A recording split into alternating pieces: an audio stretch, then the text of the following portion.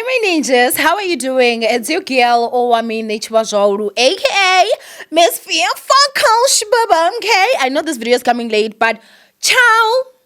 It's been a lot that has been going on out here. Okay, I posted a video on my TikTok, which is Owamie Entertainment. If you guys just want to know the type of day that I actually had, ciao. Just go over there on TikTok and check it out. But anyway. Today, right now, I'm going to talk about MamKhize. Trust and believe I never thought I would actually talk about that. I never thought I would talk about this. And I'm sitting out here and I am like, what in the dumbness of whoever is running whatever is going on here? Like, what chende is this, Shibubu? What chende is this? There's an interview that MamKhize went, and I feel like she had zero business being there. Like, I feel like she had zero business. MamKhize should stick to podcasters. You know, she should stick to podcasters because remember, podcasters are not really journalists.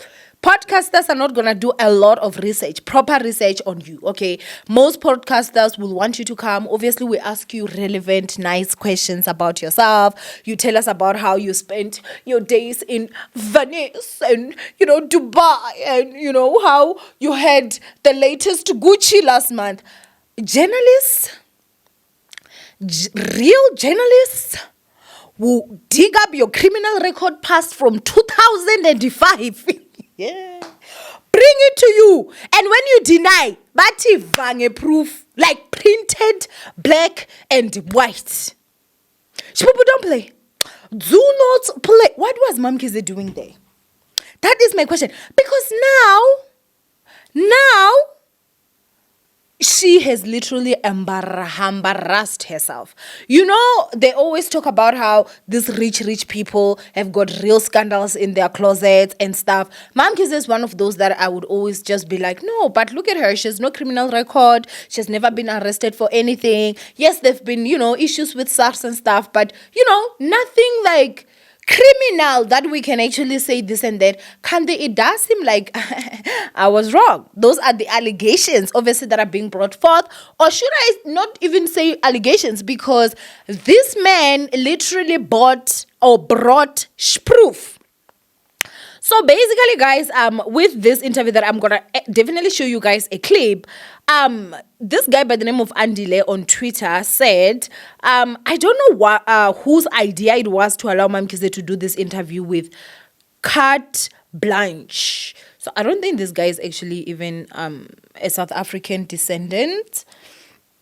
Sorry, I think that he might not even be an African descendant. I don't know. Okay, his name sounds far away, But anyway, her lawyers were even present and they couldn't even stop the interview when they see their client is getting bodied. Like Harry chuck slam and what. They were doing that to MamKhize. So I'm going to have just a very small clip of it because I do not want any copyright problems so that you guys can just see and then I'll be right back. This is not a company registration number. It's your ID number. Okay, then whose fault is that? Do I have to suffer for that? You see, these pictures, MamKhize, they're not of the company logo. They're of yourself. This is from your police profile. You are right. When you get charged, you take these photos. So you admit you were charged? No, I'm saying when you get charged, when you're representing, when there's a case, you get here because you stand in for the company. And these are the things that you do. They took your fingerprints as well when they charged you, right? They always do. I think so. I think they do that. MamKhize, you're an intelligent woman. I don't believe for a second that you really believe that you were not charged. I do. And I categorically believe that it was the company that was charged. And I stand by that, not me. And you'll never make me to change that. Well, whether you want to accept it or not, MamKhize, let me say to you that these police documents show that you were not only charged with fraud, you were found guilty. Oh. That makes you a convicted fraudster. Ciao! Now, after that whole chende, they alleged that MamKhize literally walked out without even closing that interview. She's trying to argue that her company was the one that actually committed fraud and was found guilty. Yet when the verdict is written is that MamKhize was investigated and charged, like found guilty of fraud. I don't know fraud of what. But which means 2005, we're in 2024 now. So 2005, 2010, that would be 5 years. 2020, that would be 15. So that's almost 20 years ago. Literally 19 years ago, if I'm not too mistaken, this happened. We were not talking about it. We didn't even know about this channel because trust and believe, as I said, we are not going to go down there and do the digging and everything. Like, whose idea was it that MamKhize should go and sit and talk to a real journalist? Those don't play.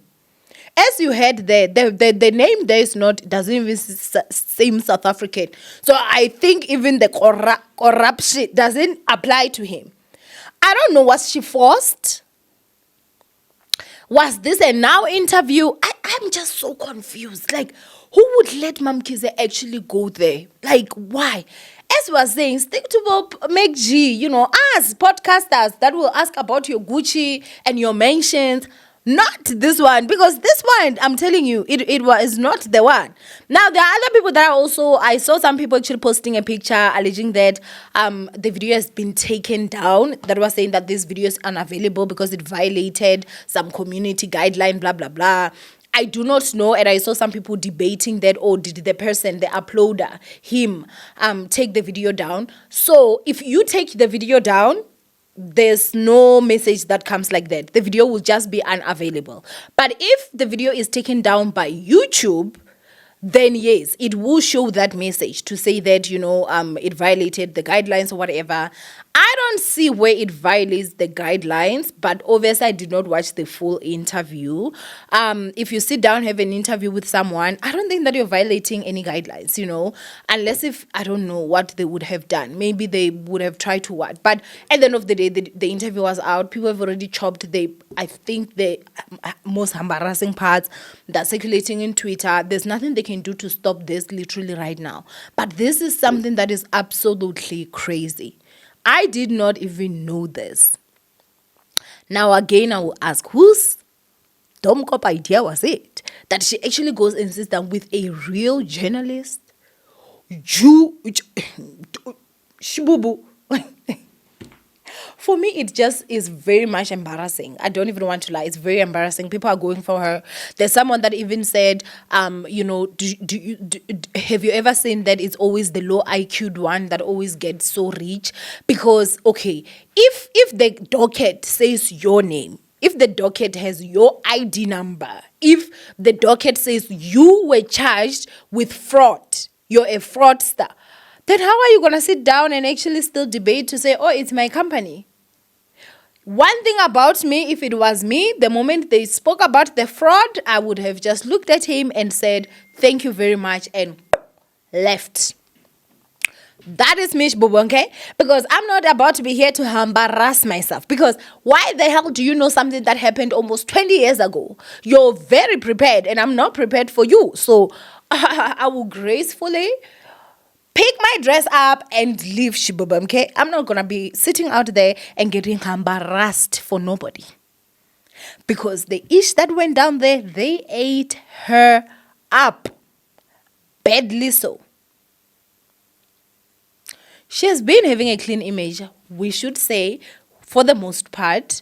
But now people can start literally calling her a fraudster.